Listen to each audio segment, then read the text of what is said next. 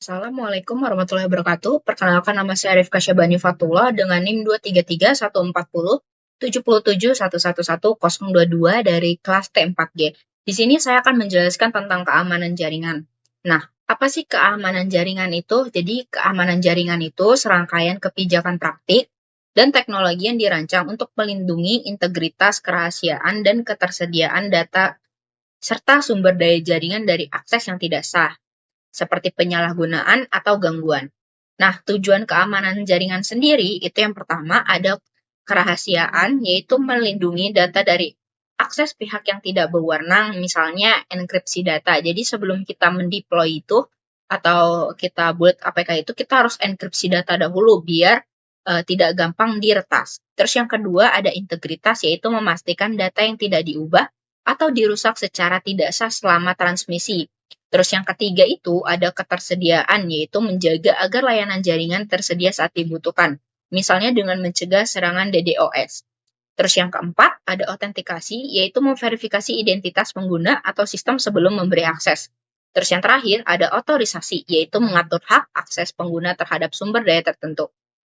Nah, jenis ancaman dalam keamanan jaringan ini sendiri itu yang pertama ada malware, yaitu termasuk virus yang dapat merusak data atau sistem. Terus yang kedua ada phishing, yaitu penipuan untuk mencuri informasi pribadi, misalnya lewat email palsu. Jadi kita dapat email, terus misalnya nanti email itu mengirim ke kita tuh seperti link, lalu kita mengklik itu namanya phishing. Nah, terus ada man in the middle, yaitu penyerang menyisipkan diri di antara komunikasi dua pihak untuk menyadap atau mengubah data. Terus ada DDoS atau Distribute Denial of Service, yaitu membajiri server dengan lalu lintas palsu agar layanan jadi tidak tersedia. Selanjutnya ada SQL injection, yaitu teknik serangan yang memanfaatkan celah input SQL dalam aplikasi untuk mengakses atau merusak database. Terus ada sniffing, yaitu penyadapan data dengan menangkap paket-paket yang lewat di jaringan. Nah, selanjutnya kita masuk ke komponen utama yang ada di dalam keamanan jaringan. Yang pertama itu ada firewall. Nah, firewall itu menyaring lalu lintas, masuk dan keluar berdasarkan aturan keamanan. Terus yang kedua ada antivirus atau anti-malware, yaitu mendeteksi dan menghapus program berbahaya dari sistem. Selanjutnya ada VPN atau Virtual Private Network, yaitu mengamankan koneksi internet dengan membuat jalur terenkripsi. Selanjutnya ada IDS atau IPS, yaitu Intrusion Detection atau Prevention System, yaitu mendeteksi dan mencegah aktivitas mencurigakan dalam jaringan. Selanjutnya ada Authentication Server, yaitu kita memverifikasi nih identitas pengguna, misalnya melalui username, password, ataupun biometrik. Nah, dalam keamanan jaringan ini, biasanya tools yang digunakan itu Wireshark. Nah, Wireshark itu apa sih? Wireshark itu adalah Network Protocol Analyzer atau alat analisis protokol jaringan yang menangkap dan menampilkan data secara real-time. Nah, fungsi dari Wireshark itu sendiri, yang pertama itu ada capture traffic. Nah, di capture traffic ini, itu bisa menangkap paket data lewat di jaringan. Terus yang kedua, ada analis protokol untuk menganalisis isi paket berdasarkan protokol, seperti TC, UDP, HTTP, DNS, dan lain-lain. Selanjutnya ada troubleshoot jaringan, yaitu mendeteksi keterlambatan kehilangan paket atau koneksi gagal. Selanjutnya ada deteksi serangan, yaitu melihat pola trafik yang mencurigakan seperti scanning, brute force share, atau yang lain-lainnya. Terus yang paling terakhir itu ada filter dan statistik, yaitu menyaring data berdasarkan IP, port, protokol, dan lain-lain. Serta menyajikan statik lalu lintas. Selanjutnya, contoh penggunaan Wireshark sendiri itu biasanya digunakan untuk mendeteksi serangan ARP SPOV. Terus yang kedua, menganalisis komunikasi yang tidak terenkripsi atau HTTP. Selanjutnya adalah menemukan lag informasi seperti password teks polos, dan selanjutnya ada debug aplikasi client server. Nah, selanjutnya saya akan mempraktekkan secara langsung di aplikasi Wireshark.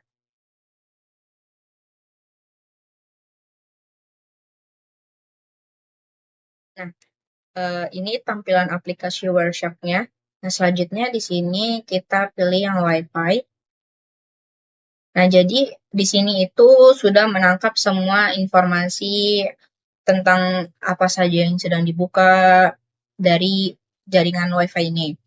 Nah, selanjutnya di sini saya akan memfilter untuk mengeluarkan HTTP saja.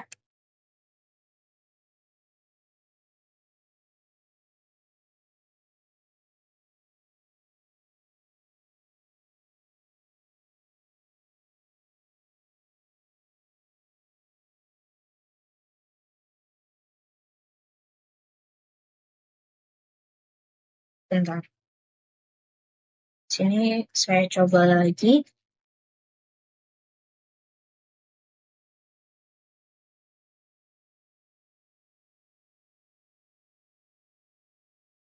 Jadi di sini tuh saya ada ini website ini untuk mengetes. Nah, ini sudah keluar ya. Nah, selanjutnya saya akan mencoba untuk memasukkan sesuatu, misalnya nama saya atau dengan passwordnya. Terus kita klik login. Ini invalid login. Nah, di sini itu berarti itu langsung ketahuan pada saat kita membuka ini. Nah, di sini itu kita kelihatan kita kirim apa seperti ini. Untuk username-nya itu sendiri saya masukkan ini dan passwordnya tadi itu kita masukin ini. Nah, di sini juga kalau ketahuan itu kita di port berapa, destinasinya kemana, itu semua terbaca di sini. Nah, jadi kan tadi kita sudah mencoba login atau kita menginputkan suatu data di uh, alamat HTTP yang tidak secure atau Hypertext Transfer Protocol. Jadi itu protokol yang tidak aman karena data yang kita kirim antara klien dan server tidak dienkripsi. Sedangkan untuk keamanan jaringan tadi sendiri yang sudah saya jelaskan, itu kita harus mengenkripsi data dulu sebelum di deploy atau di apapun itu. Nah, selanjutnya informasi penting seperti username dan password itu bisa mudah disadap nih kalau misalnya kita pakai dengan alamat HTTP ini. Kalau misalnya kita berada di jaringan yang sama. Terus itu kan menjadi ancaman serius dong buat kerahasiaan dari keamanan data pengguna, terutama misalnya kita lagi pakai wifi publik gitu kan, misal di kafe, di kampus gitu kan. Nah, solusinya, jadi kita tuh harus memastikan kalau kita tuh mengakses HTTPS yang secure. Jadi protokol HTTPS ini itu kita dienkripsi dulu nih seluruh komunikasi menggunakan SSL atau TLS. Jadi data yang kita inputkan seperti username, password itu nggak bisa dibaca oleh penyadap. Terus yang kedua itu pastiin juga website yang kita cari atau yang kita ingin inputkan itu sudah ada sertifikat SSL-nya di server. Jadi developer dan admin web itu harus konfigurasi server untuk mendukung HTTPS dengan sertifikat SSL yang valid. Nah, selanjutnya itu bisa menggunakan VPN sih caranya untuk mengakses jaringan publik. Jadi VPN membuat koneksi terenkripsi end-to-end sehingga aman meski situs itu HTTP. Terus kita harus menghindari login pokoknya kan dari situs HTTP itu. Jadi kesimpulannya itu untuk HTTP itu kan nggak aman dari data sensitif. Sementara untuk HTTPS itu solusi yang bisa melindungi data di jaringan.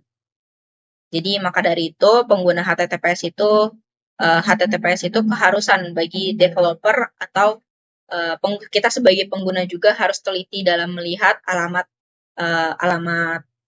link alamat yang ditujukan. Misalnya kalau misalnya kita dapat link phishing gitu kan, itu cuma HTTP, itu bisa kita juga harus aware gitu ke depannya. Sekian penjelasan dari saya.